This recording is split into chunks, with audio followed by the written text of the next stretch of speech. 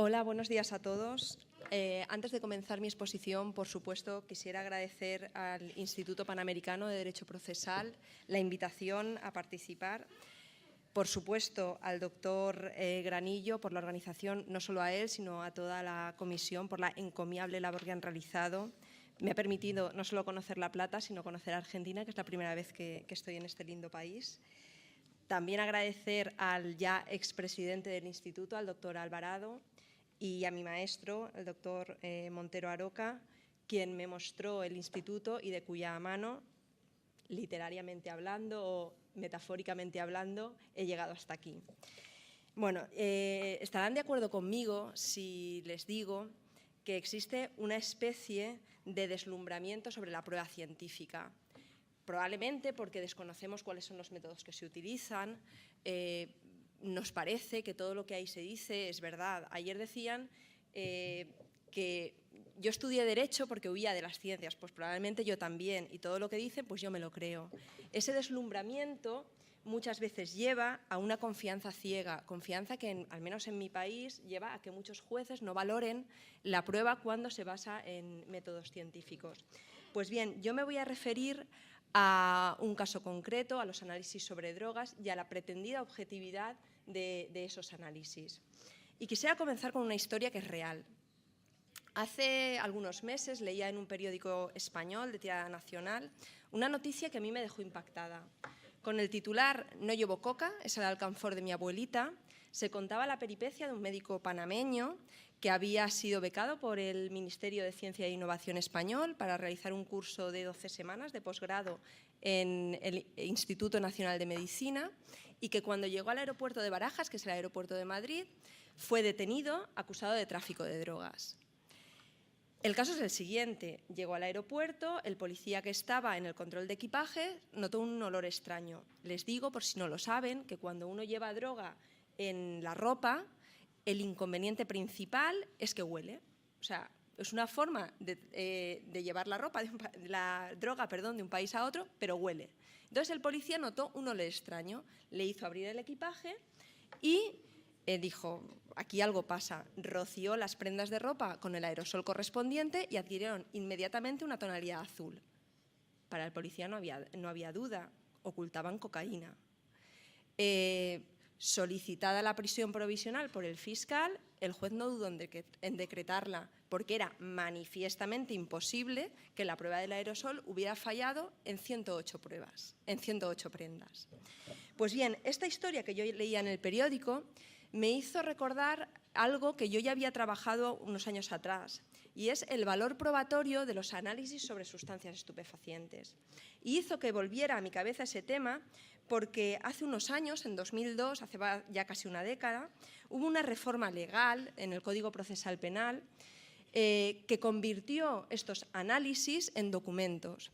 En concreto, se añadió un párrafo segundo al artículo 788 de la Ley de Enjuiciamiento Criminal, que decía lo siguiente: en el ámbito de este procedimiento, en el abreviado, que es el correspondiente cuando la pena es hasta 9 años, decía, en el ámbito de este procedimiento tendrán carácter de prueba documental los análisis sobre la naturaleza, la cantidad y la pureza de las sustancias estupefacientes, siempre que se hayan realizado siguiendo los protocolos establecidos en las correspondientes normas. El punto de partida era claro: convertir en documento una cosa por la objetividad, es decir, por la calidad científico-objetiva de los mismos. El punto de llegada también, agilizar el procedimiento. Si ya no estamos ante una prueba pericial, sino ante una prueba documental, no es necesario la declaración del perito en el acto del juicio, con lo que adelantamos. Si se dan cuenta, el legislador español, partiendo de la distinción entre peritaje científicamente objetivo y peritaje de opinión, da un paso más. Dice, el científicamente objetivo, en este caso concreto, ni siquiera es peritaje, es un documento. Claro, esto también requiere conocer qué es lo que venía ocurriendo en la práctica. En la práctica lo que ocurría es que el juez, el del juicio, se encontraba con que cuando el perito tenía que ir a declarar, el perito no declaraba, no se presentaba en juicio. Y entonces tenía dos posibilidades: o bien suspendía el procedimiento y volvía a citarlo para que declarara, con lo que los procedimientos se prolongaban, o bien Continuaba el proceso, pero esa prueba dejaba de ser apta para desvirtuar la presunción de inocencia, porque faltaba la práctica de la prueba, la declaración del perito. Pues bien, ante esta situación, el legislador español, muy lúcido, dice, lo transformo en documento y termino con el problema radicalmente. Si es documento, no hay práctica de la prueba, no hay declaración del perito y la prueba sigue siendo apta para desvirtuar la presunción de inocencia. El problema es que el legislador español probablemente no se dio cuenta que las consecuencias van más allá de la práctica de la prueba. En general, afecta a la recusación, afecta a la impugnación de los análisis, afecta a la valoración de la prueba y afecta a los recursos. Muy rápidamente, porque tampoco tengo demasiado tiempo. A la recusación se dice que si son documentos ya no es necesario, ya no se puede recusar a los peritos. Respecto de la impugnación, si nos fijamos en lo que ocurre en los análisis de ADN, que es la prueba científica por antonomasia y que no ha sido transformada en documento por el legislador español, cuando la jurisprudencia viene admitiendo que si un análisis de ADN no es impugnado, a pesar de que el perito no declare en el acto del juicio, ese análisis de ADN es válido. Ahora bien, con la simple impugnación es necesaria la declaración del perito. Quiero decir, la presunción de validez del informe de ADN se termina con la simple impugnación del análisis. ¿Pero qué es lo que ocurre con las drogas? Lo que ocurre con las drogas es que como tienen ese cambio, como se han transformado en documento, se dice que ya no es bastante con la mera impugnación, sino que es necesario que se diga cuál es el punto concreto que se impugna y que se den las razones de la impugnación. Pues mire, oiga, yo no sé ustedes, pero a mí impugnar si la técnica utilizada, y lo tengo que leer porque no me la sé, es el HPLC o la EIA o la CCP, o si la teoría debe ser la de Bayes o debe ser la de la individualización o la de la verosimilitud, a mí me resulta imposible. Cuando en España se impugnan simplemente los análisis, le dicen que eso es una impugnación meramente formal, no ha lugar a trámite, no ha lugar a la declaración del perito. El siguiente aspecto que decía que afectaba es la valoración de la prueba. Si nosotros partimos de que los análisis son objetivos, evidentemente, y a pesar de la libre valoración de la prueba, penal en todos los medios de prueba, es fácil llegar a la conclusión de que si eso es así y no puede ser de otra manera, y el análisis no es impugnado, y el análisis me dice que eso es cocaína y que tiene no sé cuántos gramos, el juez no lo puede desconocer, por muy libre que sea la valoración. Pero claro, eso es así si realmente estamos ante un análisis de carácter objetivo.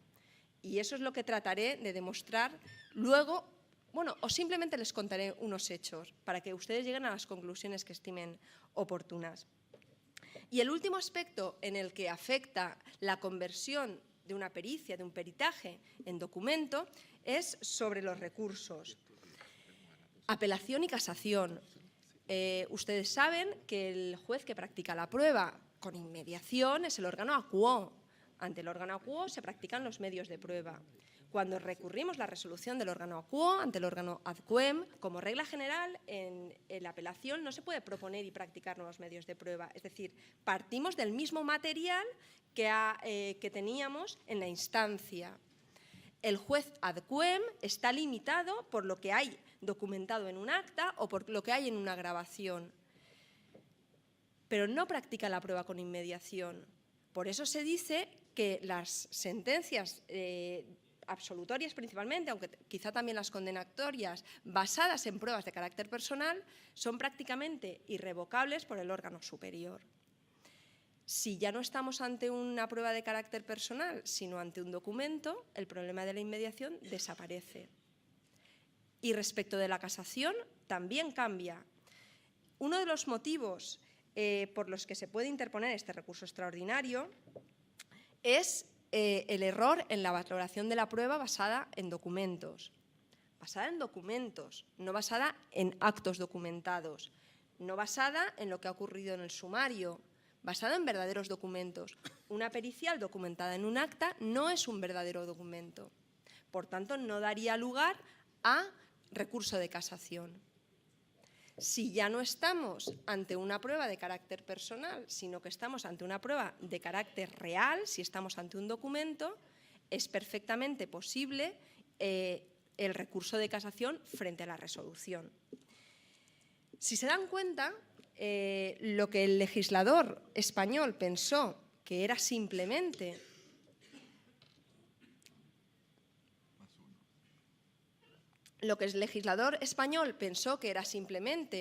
un problema de práctica de la prueba, va más allá. Es decir, la crítica no es una crítica meramente dogmática, sino que las consecuencias son importantes porque cambia todo el tratamiento procesal y cambia para el imputado.